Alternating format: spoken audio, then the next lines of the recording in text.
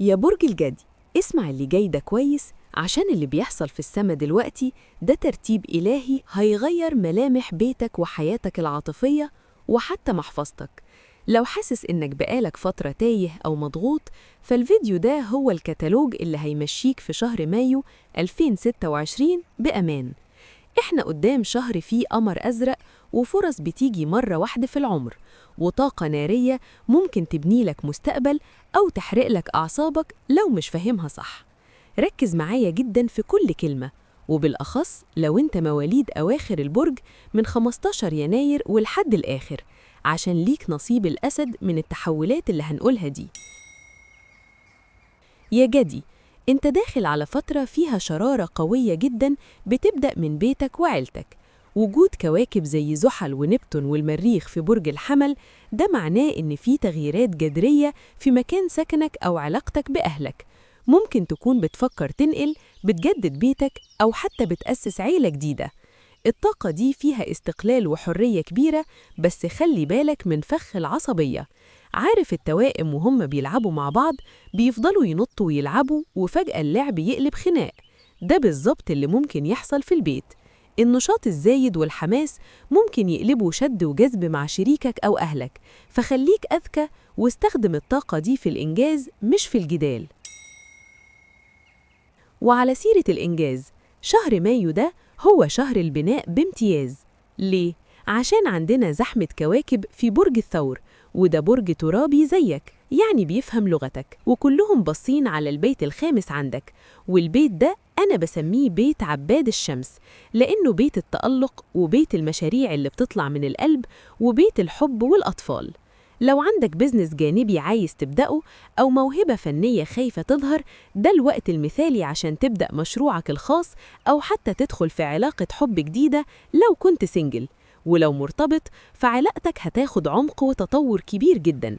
لكن يا جدي، في جانب صحي مهم جدا لازم تلتفت له الشهر ده.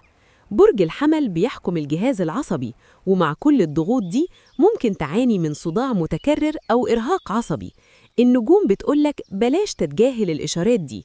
ممكن يكون الموضوع بسيط ومحتاج شوية فيتامينات، وممكن يكون محتاج استشارة متخصص.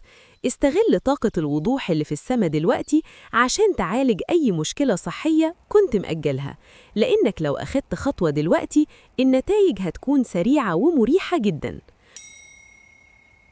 وخلينا نتكلم بصراحة عن العيلة والأنماط القديمة. كوكب المشتري، كوكب الحظ، بيسلط الضوء على جذورك وعلاقاتك العائلية العميقة.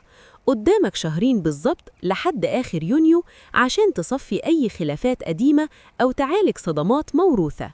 المشتري بيفتح لك باب عشان تكون النسخة الأفضل من نفسك جوه بيتك، وكمان بيوسع دايرة معارفك وعلاقاتك المهنية بشكل مبهر.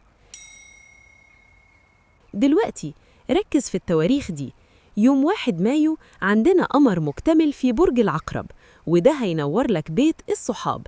يعني أول الشهر هو الوقت المثالي عشان تلاقي شلتك أو الناس اللي شبهك، وممكن جدا تتعرف على حد يغير مسار حياتك المهنية أو العاطفية عن طريق صديق. أما يوم 16 مايو فعندنا قمر جديد في برج الثور، وده معناه بداية جديدة لمشروع إبداعي أو قصة حب كنت مستنيها. ونختم الشهر بحدث استثنائي يوم 31 مايو، قمر أزرق مكتمل في برج القوس. الحدث ده بيحصل في منطقة الروحانيات واللاوعي عندك. دي فرصة بتيجي مرة في العمر عشان تتخلص من إدمان معين أو تشفي خوف قديم كان معطلك.